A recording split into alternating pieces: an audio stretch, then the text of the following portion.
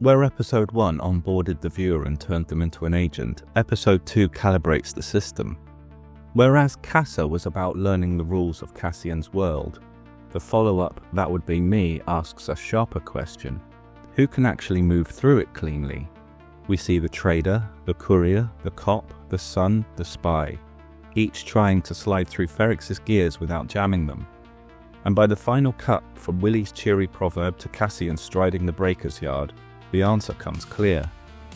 The rarest commodity on Ferrix isn't some salvaged part or a stolen one, it's the person who can navigate all these systems at once. Cassian is revealed as the galaxy's most valuable component. The whole episode is about moving people and parts through systems. Every scene is freighted with the language of transport, pricing and infrastructure, because logistics is the plot structure. This is a story about docking fees and courier quotes. Everything is phrased in the language of movement and cost.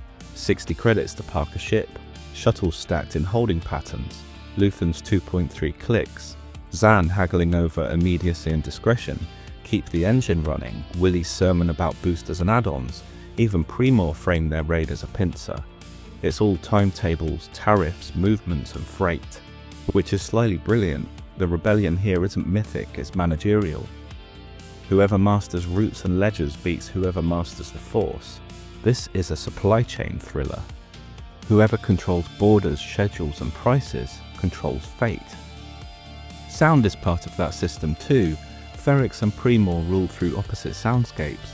Ferrix is all loud communal cues, the closing bell hammered from the tower, the clang thunk that starts the day, even Cassian's special knock. Authority here is audible, shared and mobilizing. Pre Mor, by contrast, lives in whispers. Officers hunched in the dark, terminals glowing on their faces. Cyril strangled exactly as if authority could be whispered into being. The episode sets up a sonic duel before the battle has even begun. The open clang of a community versus the furtive hush of corporate enforcers. You hear the clash of Episode 3 before you ever see it. But sound alone doesn't govern, stories do too. The episode is obsessed with official records and personal covers. The Canary database insists on a mining disaster. Pre Mor bulletins frame Cassian's face in a rotating hollow. Luthen refuses to name a line of work. Willie drowns himself in market cliches. Everyone is trying to get their version of events into the system, the file, the paperwork, the small talk, but none of them quite stick. The truth is always slipping out from under the official fiction. Complicating that further is the human error of misread signals. This hour is basically a chain reaction of wrong assumptions. Tim misreads Bix and Cassian, Cyril misreads the ritual of command, delivering a lead balloon pep talk. As we'll come to discover, Mosk misreads Ferrix as a tame ground for firmness. Willie misreads Luthen as a chat partner instead of a void. Even the Canary kids misread the crash perimeter and expose their leader. No one has the full picture, everyone is working on partial intel, and in a system calibrated this tightly, a handful of bad readings is enough to guarantee an explosion. The counterweight to misreadings is compartmentalization here, the survival skill of the episode. Cassian keeps his truth in separate drawers and never opens two at once. Ferrix itself practices a civic form of compartmentalization. Zan won't ask why, just what's the price. Luthen shows the same instinct in reverse. In the field he is blank, unreadable, a man no one can place. Later he will turn maximalist, burying himself in the baroque role of an art dealer. But the impulse is the same, survival through keeping faces in very separate boxes. Before my final thoughts on the episode, it's feedback time.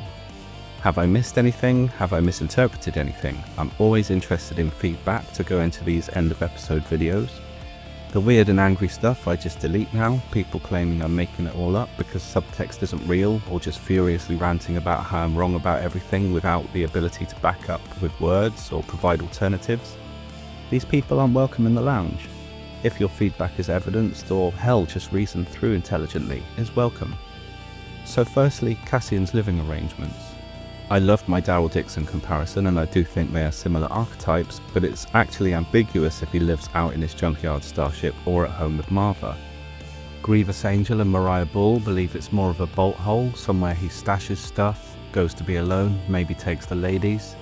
Somewhere he can sleep if he's drunk at the wrong end of town and can't be bothered to walk home.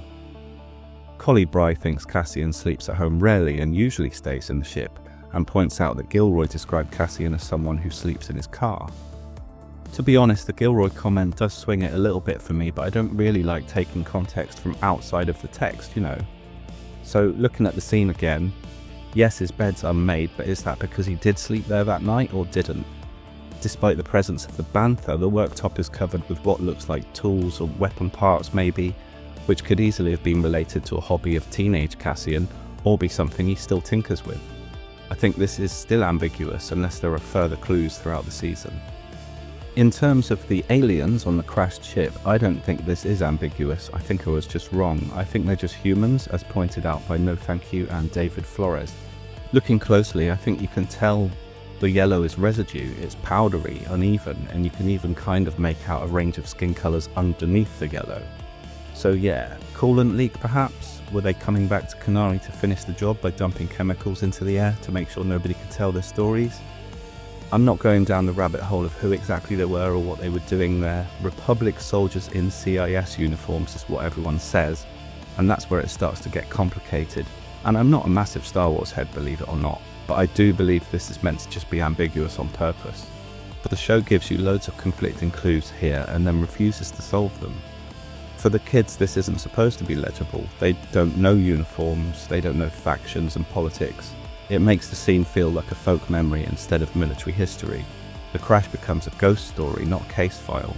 In a show obsessed with official fictions of fragile records, the fact that we can't pin down what happened on Canary becomes the point. Andor doesn't want us to solve that mystery, it wants us to live in the confusion, because confusion is what life on the periphery feels like when empires fight their wars overhead.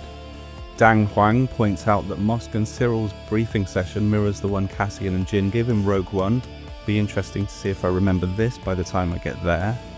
Forgive me if I pronounce this wrong, but Geat Birchill pointed out that my videos could be better, and they're right, no offense taken at all.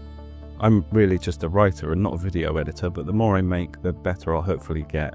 In the meantime, just for a bit of context, this is the piece of shit PC I've been using. I do intend to buy a new one soon because Microsoft keeps telling me that Windows 10 is dead, and a more suitable mic, so hopefully we'll be in a position to improve my visual and sound quality in the coming weeks. On that topic, one thing I'm pondering is, does anyone actually want or like or need the captions? Let me know. And thank you to Rasta Rafa, Olgarian, the Ukester, and everyone else who left comments for episode 2.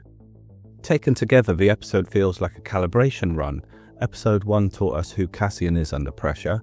Episode 2 teaches us how the world works under pressure. It maps the pipes, sonic, bureaucratic, economic, social, and then feeds Cassian, Luthen, and Pre Mor into the same system as a stress test.